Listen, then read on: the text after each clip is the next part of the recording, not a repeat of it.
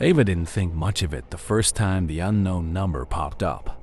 She was scrolling through her socials, lazily liking posts, catching up with friends' stories, and then, ping, a message appeared. "Hey, is this Jake?" She chuckled. Classic wrong number. But her curiosity got the better of her, and she decided to respond. "No, wrong number, sorry." "Oh, my bad. Hope I didn't bother you." "Haha, you're good. Good luck finding Jake." A few harmless messages back and forth, and then she forgot all about it. But 3 days later, her phone buzzed again. "Hey, Jake?" Ava raised an eyebrow, annoyed but also a little amused. She thought about ignoring it but decided to play along. Besides, the guy seemed harmless enough last time. "Still not Jake. Maybe take me out of your contacts?" Right, my bad. You seem nice though. Figured I'd see if you were still around." She felt a flicker of discomfort, but she brushed it off. Maybe he was lonely. She'd had strangers randomly message her before. Yeah, but still a stranger. Take care, mystery guy. LOL. Okay. You too, Ava. She stared at her screen. Her stomach knotted. She never gave him her name.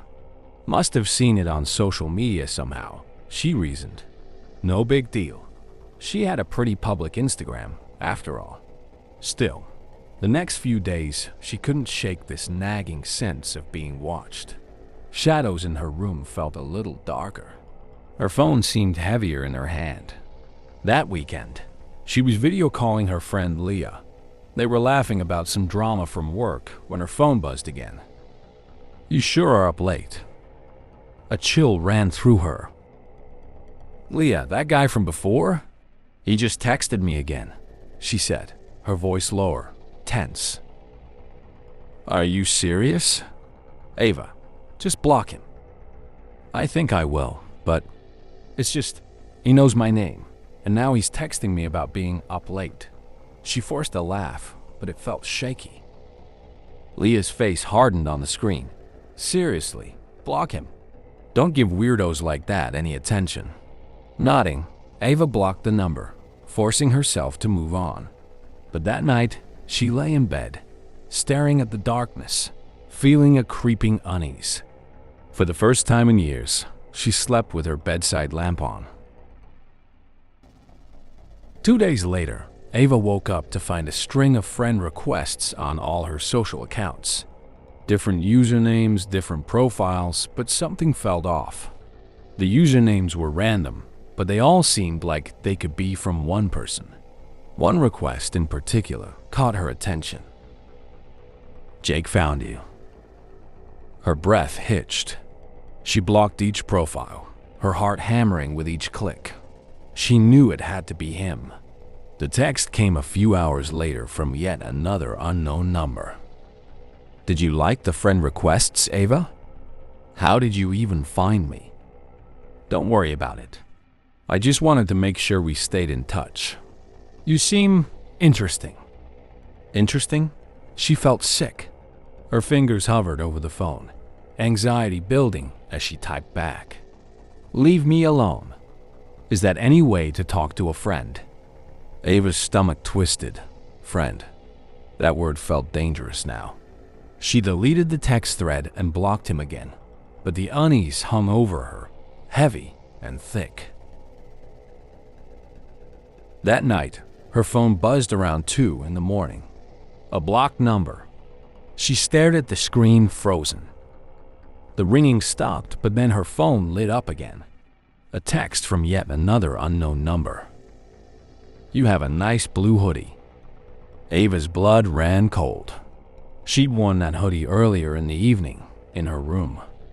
Alone. Every instinct screamed at her to ignore it, but her hand shook as she typed back.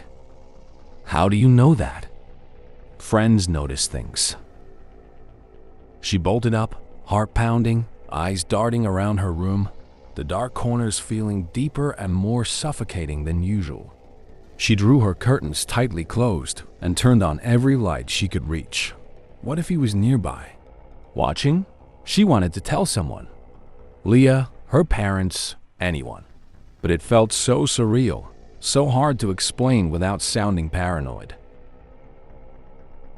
The next morning, she woke up to find a single envelope left on her doorstep.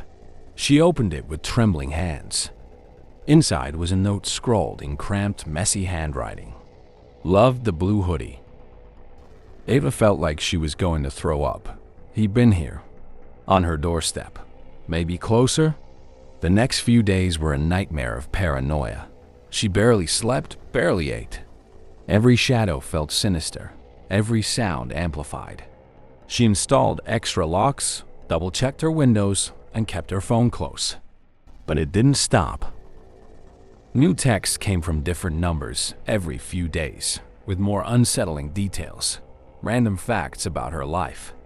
The grocery store she shopped at, her favorite coffee order, her weekend plans, a picture of her house.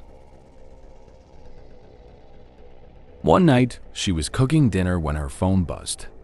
She flinched, dreading what she'd see. But this time, it was her friend Leah calling. "Hey, just checking in. Haven't heard from you in days. Everything okay?" Ava clutched the phone, tears pricking her eyes. She hadn't realized how isolated she'd felt, the paranoia closing her off from everyone. "Leah, I think someone's stalking me." She could hear the concern deepen in Leah's voice. "What do you mean?" So she told her. Everything. The texts, the messages, the picture of her house. "Oh my God, Ava. Go to the police. Now. This isn't normal." I just thought maybe it would stop, you know? But it keeps getting worse. It won't stop unless you make it stop. Go to the police, Ava, and stay somewhere safe tonight. Don't be alone. Ava took a deep breath. Leah was right. She needed help. Real help. That evening, she packed a bag, deciding to stay with Leah. She just locked her door when her phone buzzed with one last message. Going somewhere? Her heart stopped. She looked around wildly, feeling exposed, watched. Then her phone chimed again. "Don't worry, I'll be close by. See you soon." Her entire body tensed. She was frozen with fear, trapped in the horrifying realization that he could be anywhere. In that instant, she heard it. A soft creak, like footsteps outside her door. The air felt thick, the walls too close. She backed away, heart pounding, each breath shallower than the last. She barely had time to react before her front door clicked open. Ava screamed, but a hand clamped over her mouth, muffling her cries. She struggled, thrashing as hard as she could, but he was stronger, dragging her out of her apartment and into the night.